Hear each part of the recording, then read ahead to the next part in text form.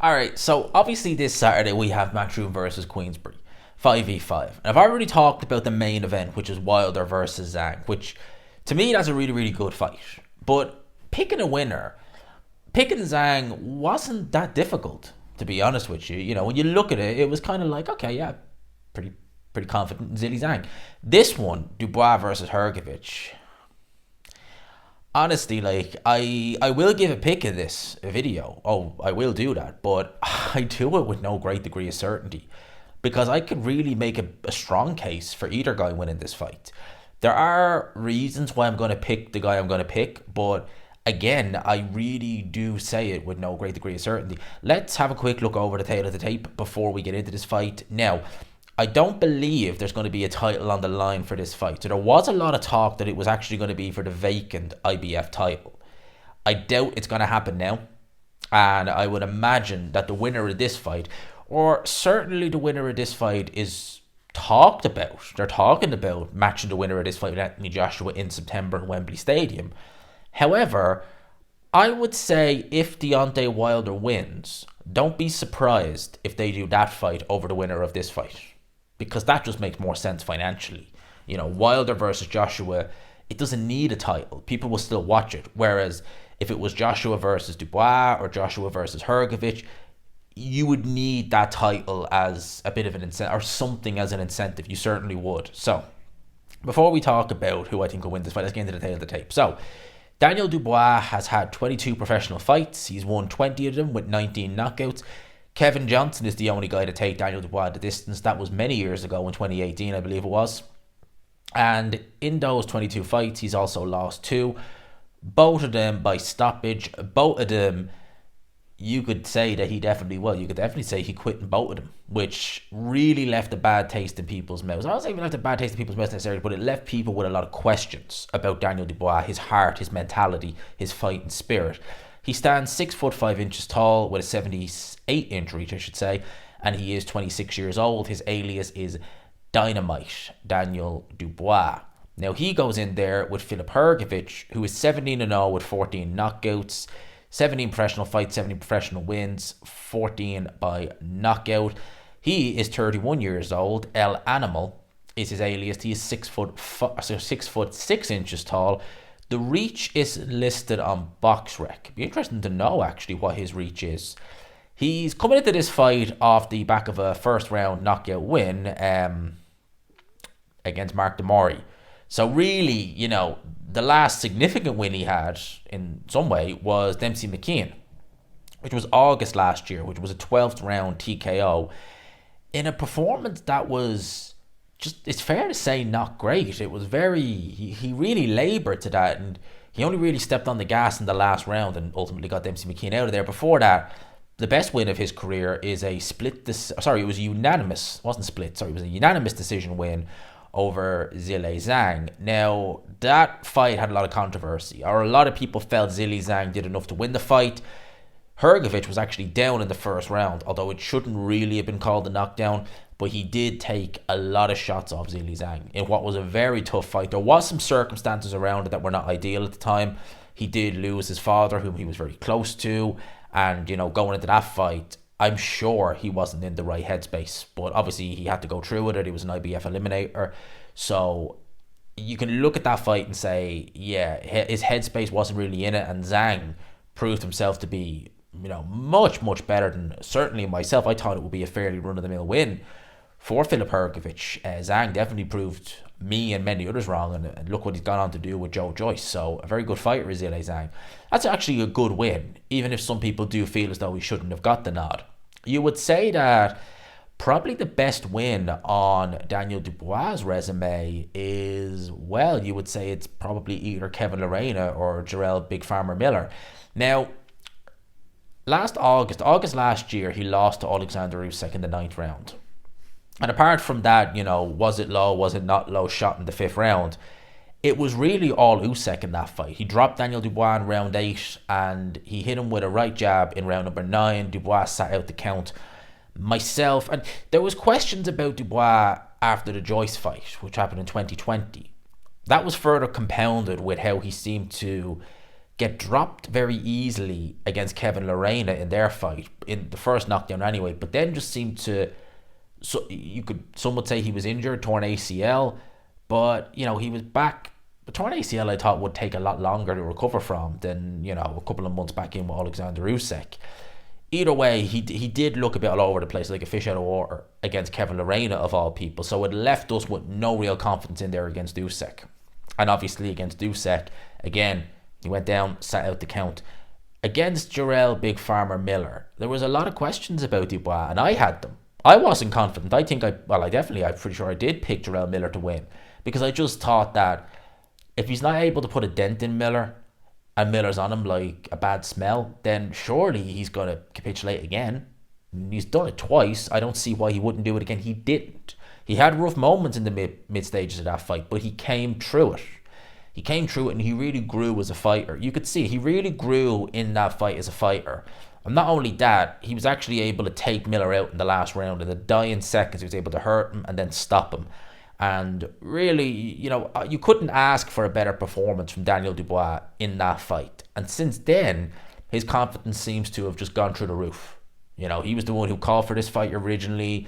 He just seems like a different character all of a sudden. He does still come across as kind of a shy, kind of timid kind of character. But he definitely seems to have a lot more life to him now than he previously did. And that's why I say, like, a year ago, if you had said to me this time last year, the fight has happened in June 2023, I would have said, Filip Hrgovic, and, he'll probably stop Daniel Dubois. But this time around, it's a trickier one, because Dubois is coming in, even though it's only one fight, the manner of victory has just lifted his confidence. Whereas Filip Hrgovic, Mark Demori fought a shot to bits David Haye and got knocked out in a round years ago, and he was in there against Hrgovic. That's not anything.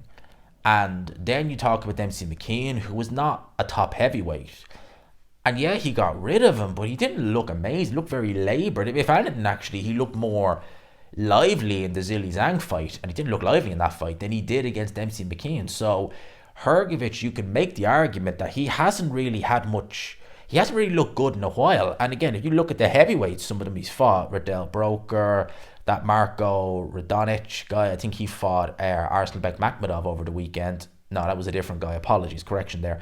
But the level of opponent prior to the Zhilei Zhang fight was not great. It wasn't great, and he looked much better earlier on in his career. Early on in his career, he looked a lot more switched on. He looked a lot better. He was lighter back then. I think he was just taking everything a little bit more serious. Lately, he's been coming in a bit heavier. You can kind of see it in him that he's a little bit softer than he used to be. So it really does have me making a case for both guys. I would say Hrgovic is the more proven. I would say anyway, or certainly he had the better amateur credentials. He is the older guy. He's been in there, and he's unlike Daniel Dubois. When he stepped at the world level, he's not come undone. He stepped up and he fought Zhilei Zhang. Some would argue he should have had a loss, but he didn't have a loss.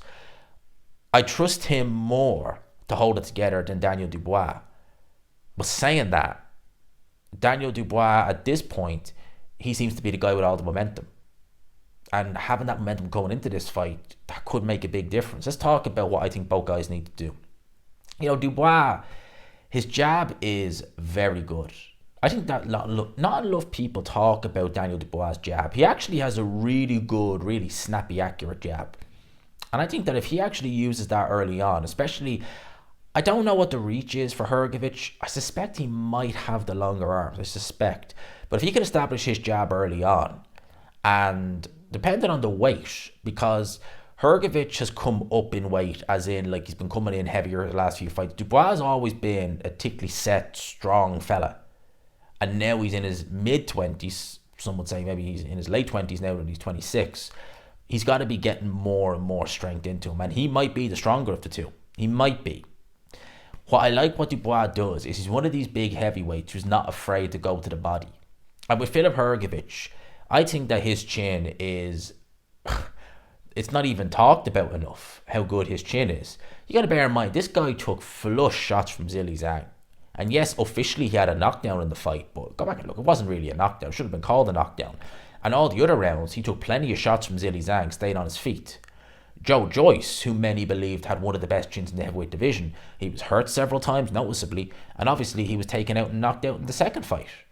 So Hrgovic has good whiskers, and to be honest with you, that actually could make the difference in this fight, because Daniel Dubois is used to, even with Alexander Usyk, Usyk at times in there, you could say he looked a bit uncomfy at times with some of the shots. The body shots were hurting him, the legit body shots, and he felt a bit of Dubois' strength.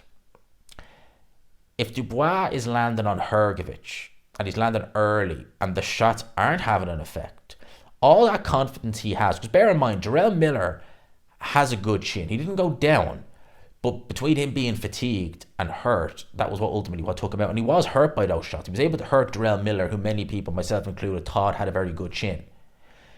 If he's able to hurt Miller, he might be able to hurt Hrgovic, but if he's not, and Hrgovic is able to take the power, which is a big if, because Dubois has very good punching power.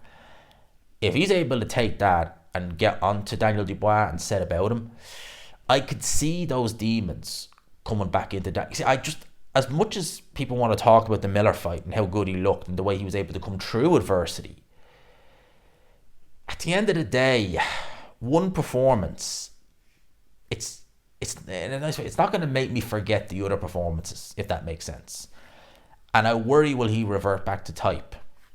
If he's in a tough fight like this, if he knows it's not going his way, and he's tried pretty much everything, if he's ran out of ideas, if he's cashed out basically, if he's hit Hrgovic with his best shots, if he's gone to head and body, if he's hitting him and he's still coming forward, or he's still there, he's not getting hurt and he's hurting Dubois, I don't know, will he come through that? Because I've seen him not come through it before. Now, saying that, you look at someone like Chris Eubank Jr. and froze against Billy Joe in the first fight, certainly in the first half, and you could argue he froze against George Groves as well. He was stopped by Liam Smith. And I remember thinking, how is he going to come back from that? Because he's never rematched someone in the past. And this is coming back from a knockout loss where your chin's been dented that you thought was great. Well, he came back from it and he performed brilliantly. And bear in mind, that's at an advanced stage in Eubank Jr.'s career. He was a lot younger when he fought Billy Joe. He was a lot younger when he fought George Groves. So it can change, and maybe it has changed with Dubois. Maybe regardless what Filip Hrgovic does in there, he'll be able to stay stoic and say, I'm okay, I'm getting through this. I've come through it before, I know I can do it again. Maybe he can. Dubois is going to want to go to the body of Filip Hrgovic, because the body is actually soft, or at least I think it will be. And if you can't hurt him to the head, anyone, whether it be Triple G, whoever, you can hurt them to the body. And I think Dubois is going to have to go to the body pretty much from early on. He landed some good body shots on Usyk. Some of them were low, some of them were okay. But don't let what happened in the Usyk fight discourage you from going to the body. I think you should definitely be targeting Filip Hrgovic's body, because, again, Zhilei Zhang is more a headhunter. Who has he fought that's really ever attacked Filip Hrgovic's body? I don't recall. I think Dubois will.